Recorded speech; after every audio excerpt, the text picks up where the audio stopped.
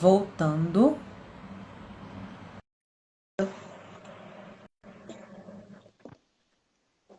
Oi, Oi, tudo bem? voltamos. E aí agora a gente fica mais tranquilo. Sim, É, tá certo. Então, vamos dar continuidade aqui. vamos.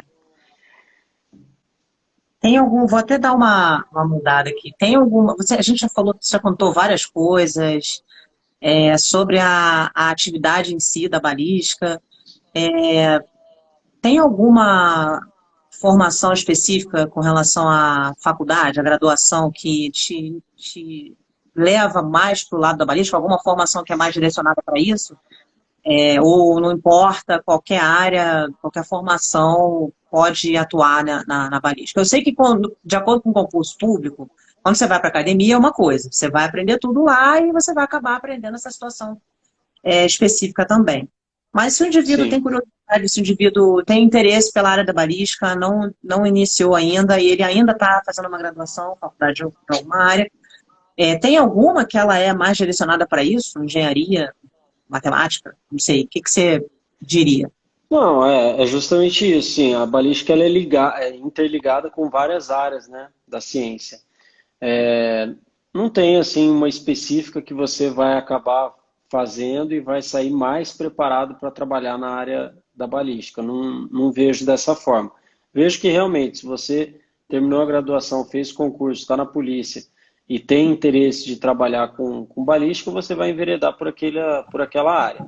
Eu vejo algumas que são mais interligadas, como por exemplo a física, né? Você tem Uhum. ali o estudo da balística externa, é física pura, né? Então, o próprio exame do MEV também, né? Física, química, né? O exame residográfico. Acho que a química também se liga muito por conta da munição.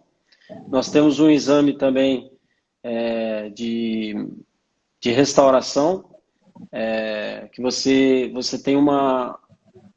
Deixa eu só explicar. A balística ela não trabalha só em local, né? Tem também a parte de Uhum. laboratório, que vai identificar a munição, vai identificar os componentes da munição, o armamento. Então, você tem exatamente vários componentes que você pode estudar e analisar no âmbito de um local de crime. Não só o local em si. Né? Não só chegar no resultado, essa pessoa matou outra pessoa. Não. Você tem vários exames. Dentro desses exames, tem um também que eu acho que eu não falei lá no começo, que eu estava querendo falar, é justamente para você identificar se a arma atirou. Ponto. Só que não é Não, não é o da não recenticidade. quando ela tirou, né? Não quando ela atirou, exatamente. Aham. O que acontece? No local de crime, você tem, você encontra várias, geralmente, você encontra o estojo da munição, né? Que Uhum. é, deixa eu só mostrar aqui para o pessoal saber, que é essa parte aqui da munição. Esse aqui é Ah, o tá. estojo, certo? Ó, valeu. Meu Deus, tem a coisa aí.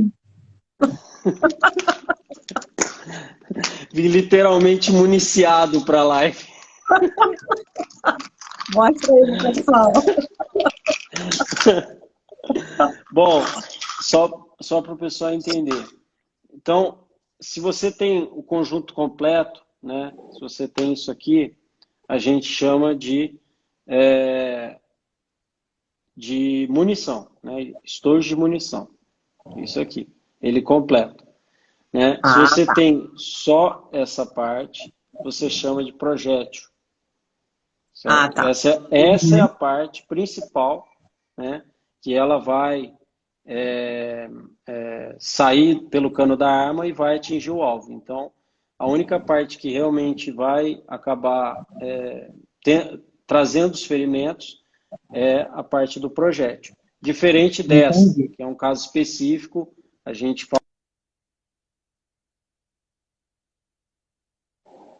para carregar aqui o celular que está acabando a bateria.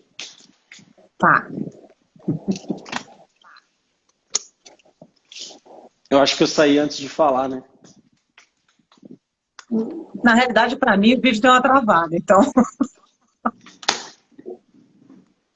eu só vi você saindo.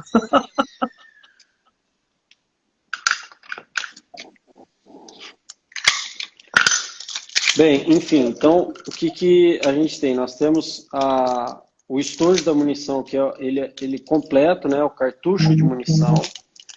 Se você tem só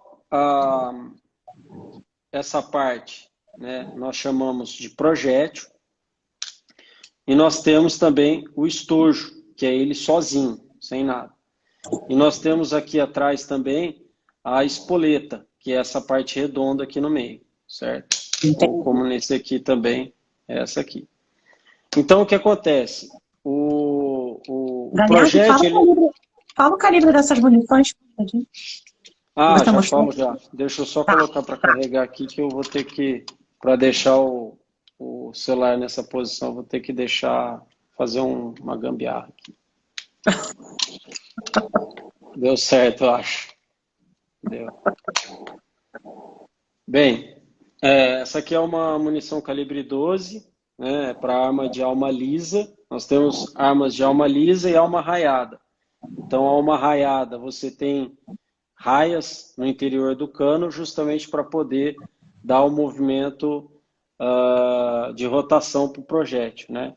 Com a rotação, você consegue uma maior distância, né?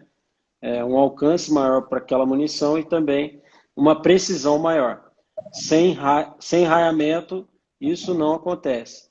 Então como que funciona essa munição aqui? Né? Uma munição de alma lisa, para arma de alma lisa, e dentro dela nós temos o componente que é chamado de bucha. E dentro dessa bucha nós temos esses microprojéteis aqui, esses balins, são chamados de balins. Então eles ficam aqui dentro. Essa eu desmontei dessa aqui. Então nessa você tem o conjunto completo, certo? Ok. Então nessa situação aqui, ela vai sair da alma lisa, ela não tem movimento de rotação, né? Só que esses balins eles vão sair agrupados junto com a bucha e vão se dispersar no ambiente, né? Mas para que serve isso se você não vai atingir uma grande distância? Bem, o que nós temos? Situações em que você tem, por exemplo, uma grande aglomeração, né? Uma praça pública, vamos supor, em que você precisa atuar, né? Vai precisar dar um tiro naquela área. É muito provável que se você atirar com esse tipo de munição, que é a munição de alma raiada, você tenha efeito colateral, né? Você atinja outras pessoas além de quem você estava querendo atingir. Então, com essa aqui, como o alcance dela é limitado, você vai ter um maior controle do alcance daquela munição, né? Eu tive um caso, por exemplo, em que uma munição dessa, né, vamos dizer assim, né, pequena para o estrago que eu vou falar que fez. Então, com uma munição, atingiu a perna, né, do garoto, teve o orifício de entrada, orifício de saída na perna também, de novo, orifício de entrada no peito, orifício de saída nas costas e atingiu ainda a perna de uma outra pessoa que estava atrás dele. Ou seja, se fosse um caso na rua, vamos supor, isso seria um efeito colateral. Você atingiu outra pessoa além de quem você queria, né? Entendi. Então, com uma munição dessa, ela entrou e saiu diversas vezes, né, do corpo em uma mesma pessoa e ainda atingiu a outra pessoa. Entendi. Entendeu? Aí vamos voltar onde a gente estava indo.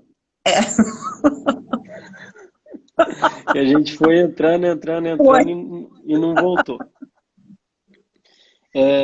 Então, no local de crime, a gente vai encontrar, geralmente, né, o estojo, né? E com o estojo, você consegue, né, tendo uma arma que é suspeita, né, tendo uma arma que é suspeita, fazer um exame para justamente identificar se aquela munição veio daquela arma, né? Foi Uhum. expelida, foi atirada por aquela arma, né? Então Certo. você faz o exame de microcomparação balística, né? Analisando alguns defeitos, vamos dizer assim, que vão ficar no estojo após o tiro. No projétil, é o mais comum de se fazer, na verdade. Só que não é tão comum você encontrar se, por exemplo, a vítima sobreviveu. Nesse local que eu falei, a munição ficou alojada na perna lá do cidadão e o médico indicou que não iria tirar, né? Justamente Entendi. porque estava numa região que ia causar mais problemas se tirasse do que se deixasse. Uhum. Então, não daria para eu fazer a microcomparação no projétil, né? Entendi. Agora, no estojo eu consigo. Se Deus me livre, o garoto tivesse morrido, ele iria para o Instituto de Medicina Legal, iria fazer a coleta do projétil e a gente ia fazer a microcomparação no projétil, Ah, baseado no que? Nas deformações, né? Deixa eu ver se eu consigo mostrar, acho que não. Ah, aqui ó, dá para ver algumas tá deformações dando, aqui, né? não dá Então, muita vítima agora. baseado nessas deformações que nós temos, Aham. que é produzido justamente pela raia do armamento, que eu falei Uhum. no anterior, que é da munição raiada. Esse raiamento, ele é único e exclusivo de uma arma só. Então, ele vai transferir, é como se fosse, né, impressão digital. Você tem a sua Aham. impressão digital, eu tenho a minha, cada arma tem a sua.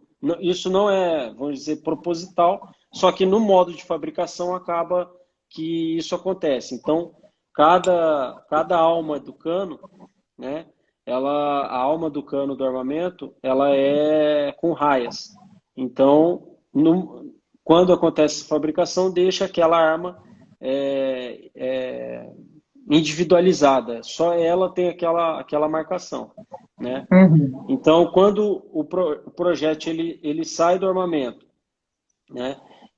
O projétil ele é literalmente, levemente maior do que o cano, justamente para passar, vamos dizer, espremido, né?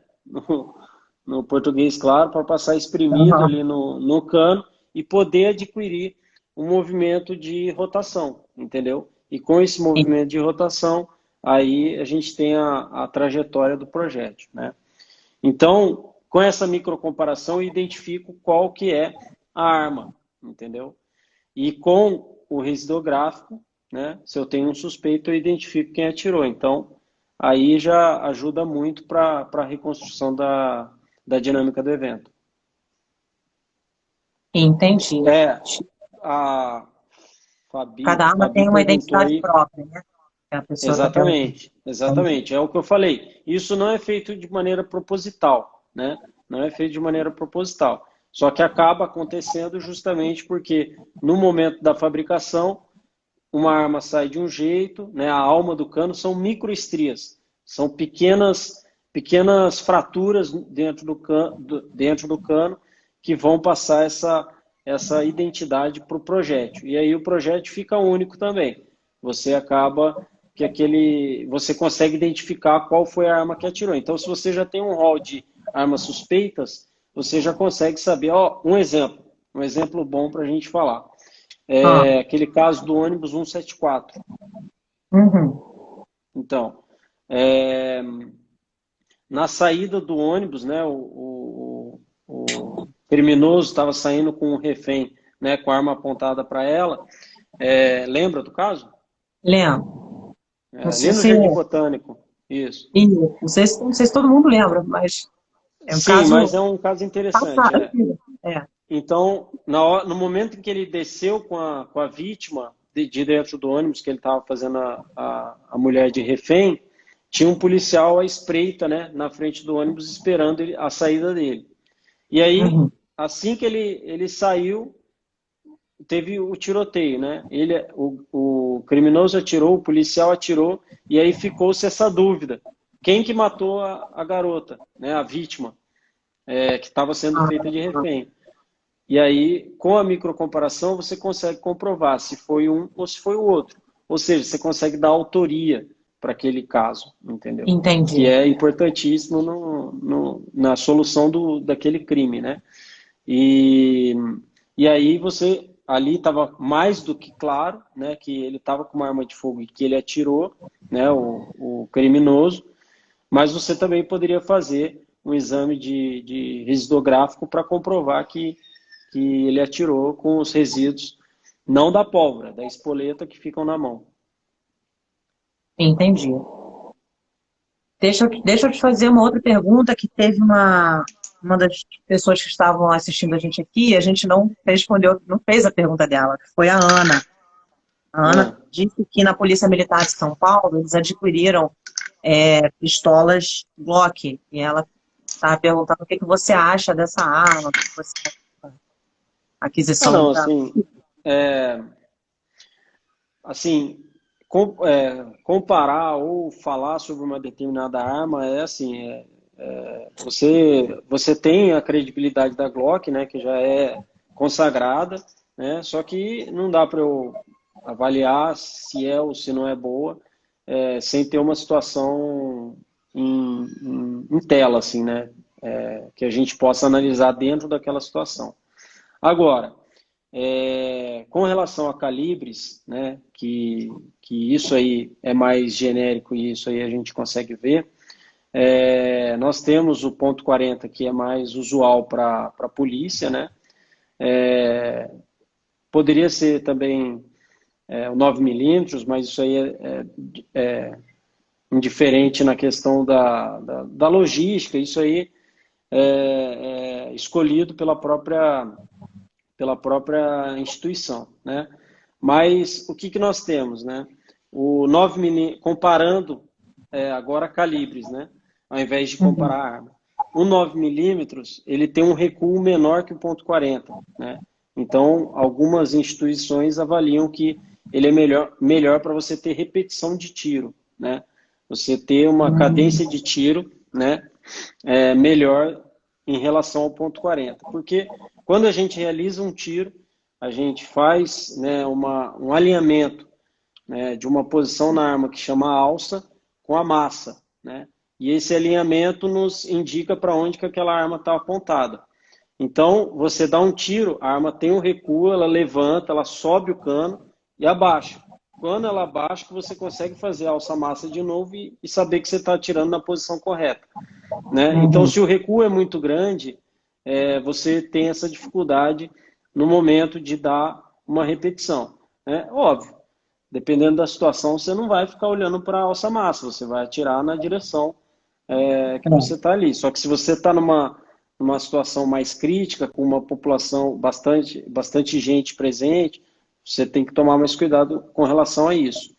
O 380 não é um calibre muito consagrado, né? Apesar de ter uma grande venda no Brasil, Uhum. justamente ainda mais porque é um calibre permitido, mas não, a gente chama ele de 9 milímetros reduzido ou curto, né?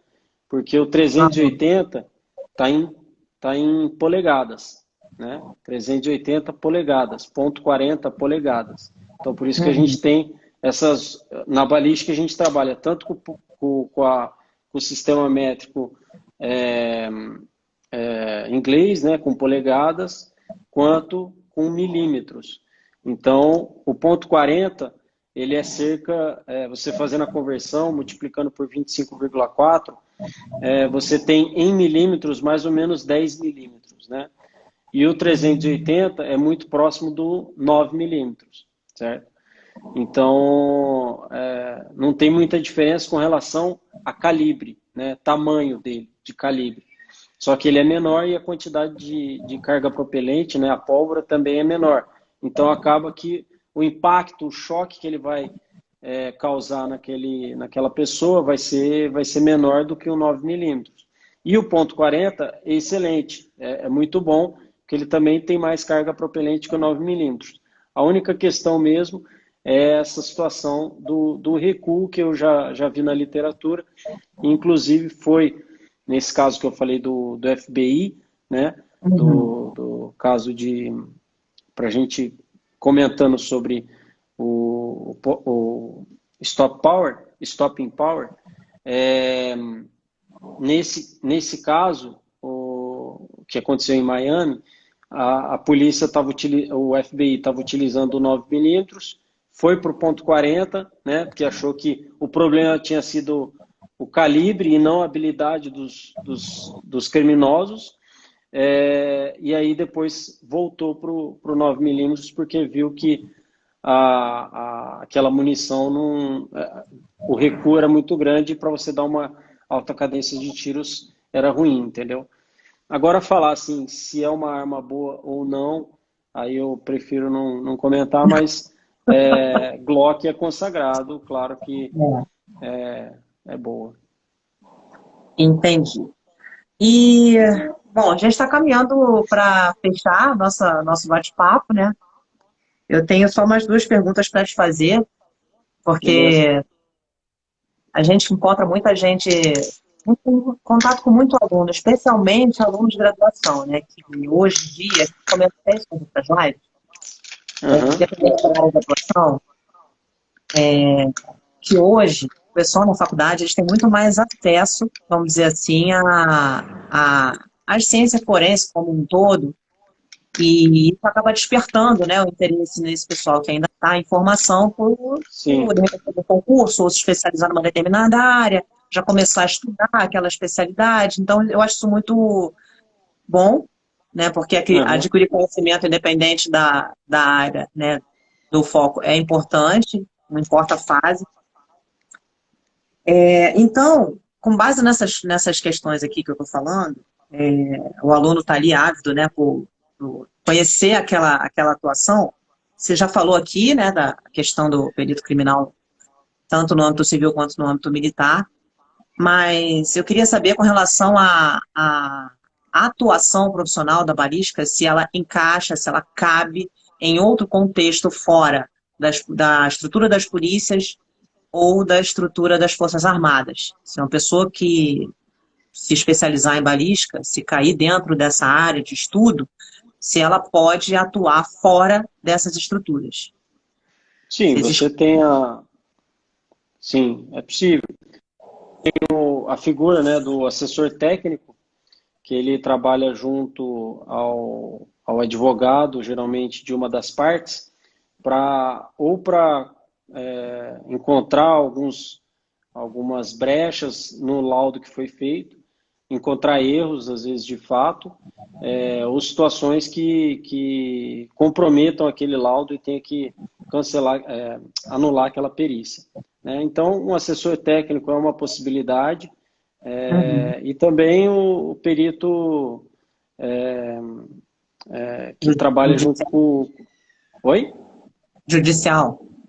Exatamente, o perito judicial, que pode trabalhar junto aí em diversos casos, situações. Então, se ele for especializado em balística, ele vai ter essa capacidade de resolver esses problemas que forem colocados, entendeu? Entendi. Perfeito. E por fim, eu queria te perguntar se você pode contar para a gente algum caso que você trabalhou, que você atuou, se algum caso interessante assim que você precisou aplicar os seus conhecimentos da tua área de expertise, que é a balística. Sim. Bem, então, teve um caso que foi muito intrigante, né? E eu não participei como perito de local, mas eu fiz a reprodução simulada, né? Que Uhum. o pessoal também conhece aí como, é, qual que é o nome? O- enfim, a Daqui a pouco eu reprodução volto. simulada. Não. Daqui a pouco eu volto.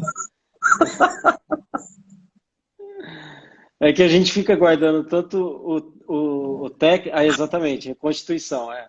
E a gente guarda tanto o termo técnico que acaba esquecendo que não está certo, né? Enfim, que É. bom, pelo menos não fala errado. Então eu trabalhei na reprodução simulada e nós tínhamos um caso em que a gente não sabia, né? Quando o perito de local chegou para fazer o local, você não tinha uma situação muito bem clara, né? Nós tínhamos o cadáver, junto a ele tinha um fuzil no meio entre as pernas, né?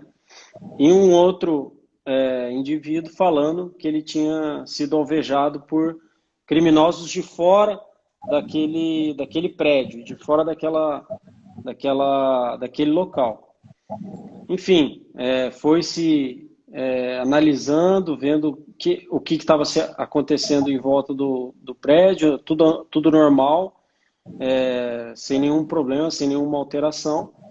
E você tinha, né, o corpo, um tiro na cabeça e mais nada.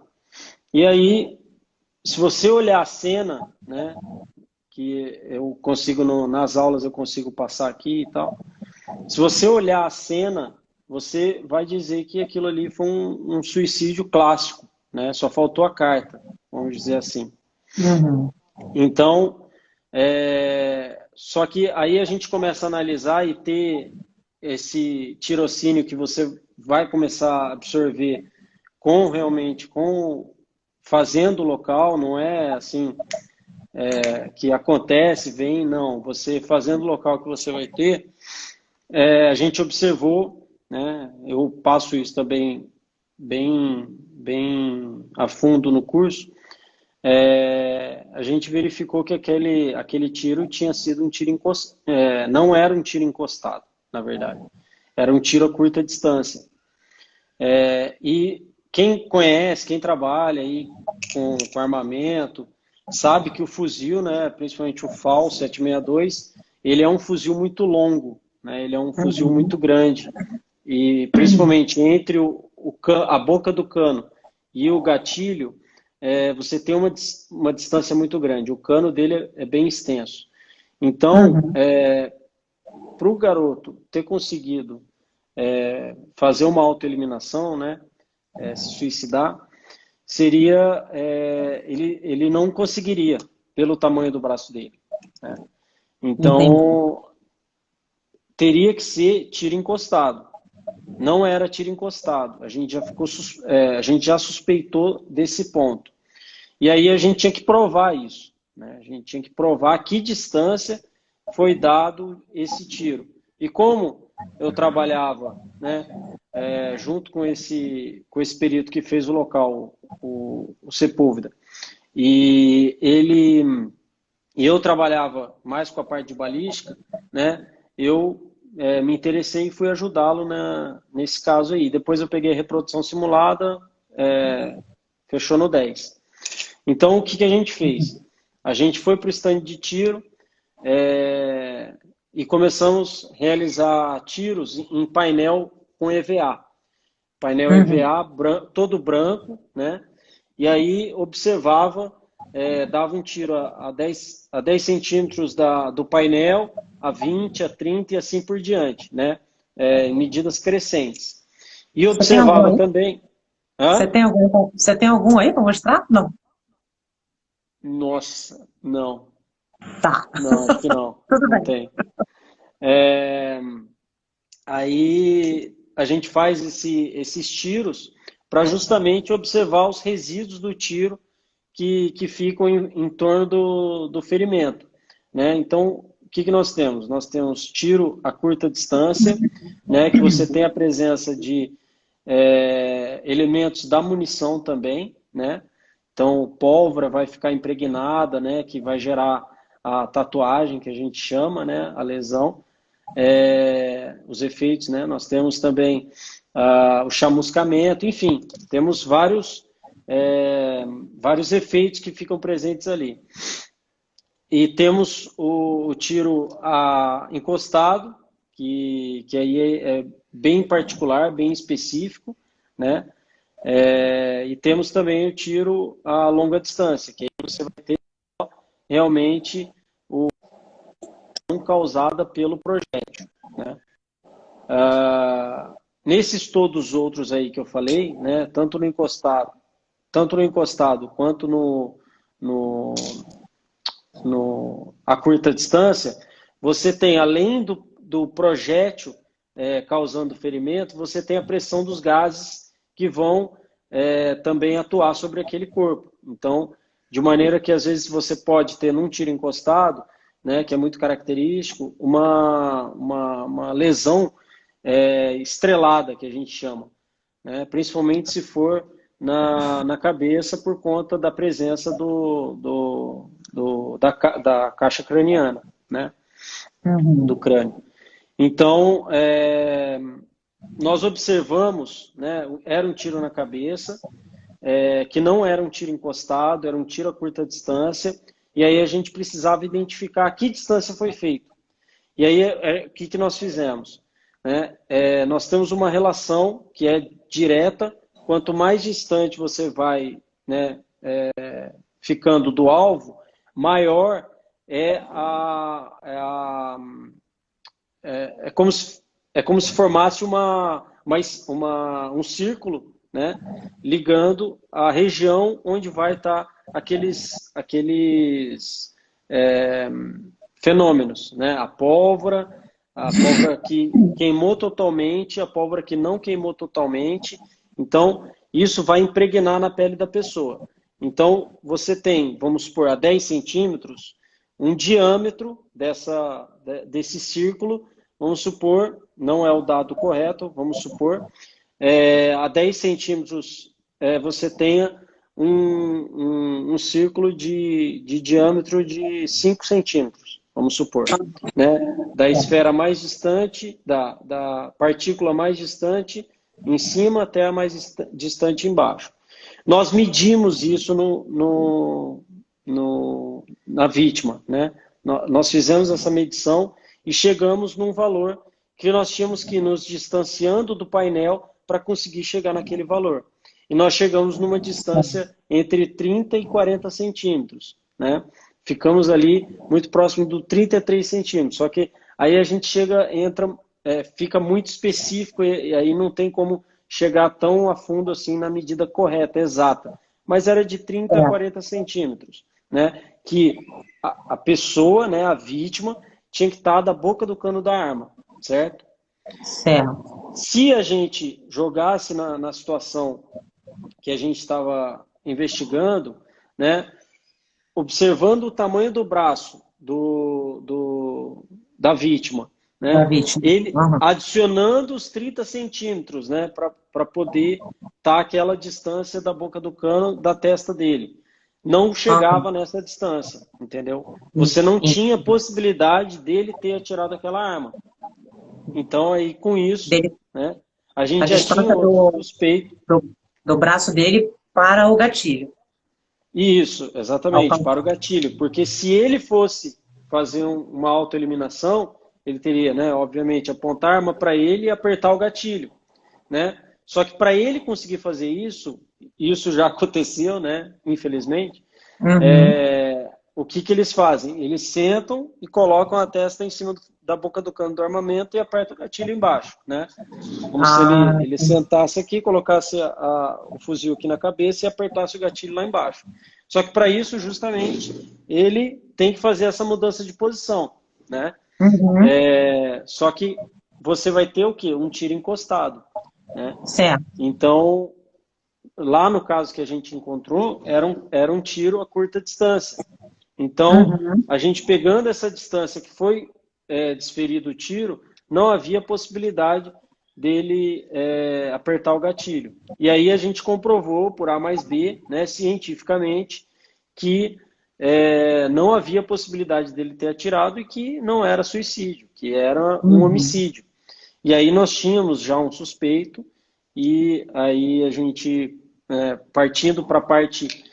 Isso é a parte perícia, né? É muito interessante essa correlação.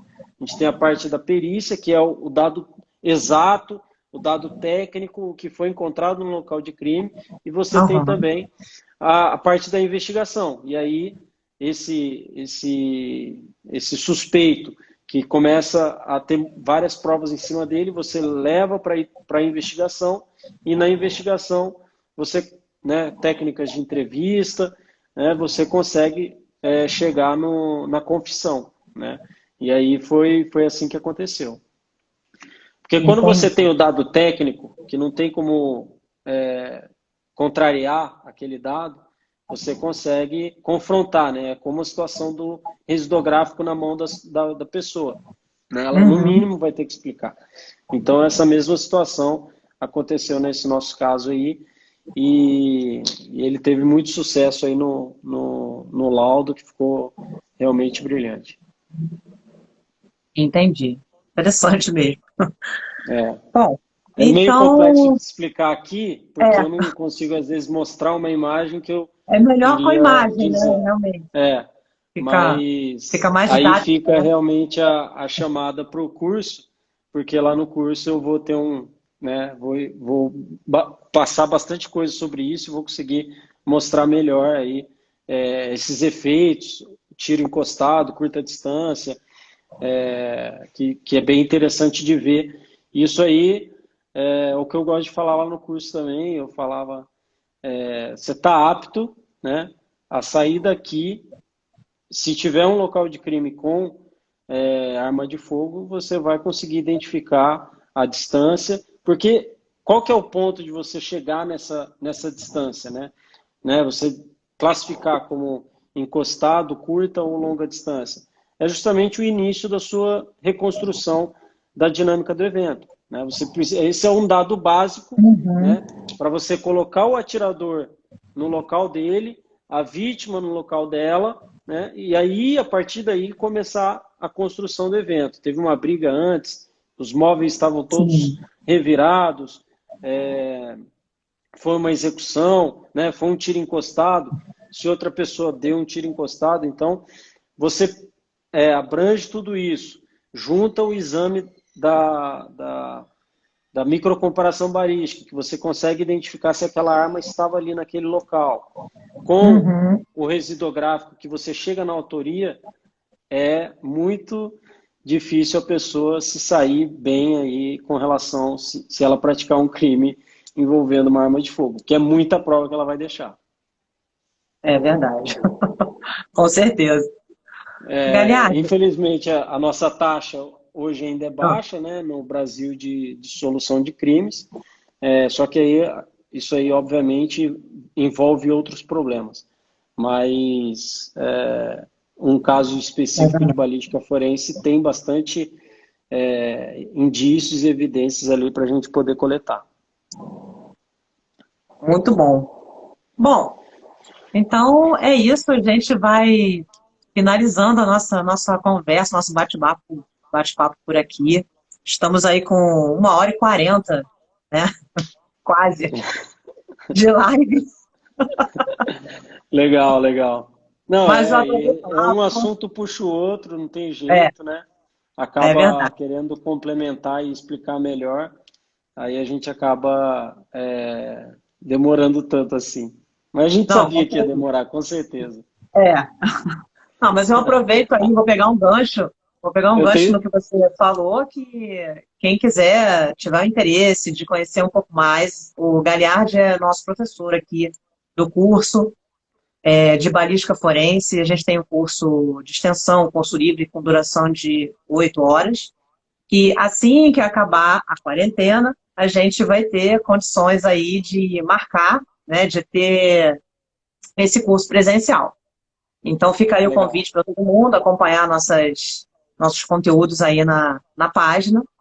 Essa live vai ficar disponível no nosso canal no YouTube, tá, pessoal? Tanto aqui no IGTV do Forsyth, como também na nossa página lá no YouTube. Quem chegou no final, tal, quiser ver um pouquinho lá do início, aí vai ter oportunidade de acessá-la pelo YouTube. Tá certo, Galhardo? Obrigada mais uma vez Eu que pela conversa. agradeço. tá? Foi um Agradeço a prazer. oportunidade. Tamo junto. Sempre que precisar para a gente bater papo de perícia, estou presente, claro. E que acabe logo esse isolamento para a gente poder voltar às atividades normais do curso. Isso aí. Então tá bom. Tá bom. Obrigada. E a gente vai se falando. Pessoal que Tudo estava bem. aí, boa noite, obrigada por tudo. E até a nossa próxima live. Tchau, Tchau, tchau. Boa tchau. noite.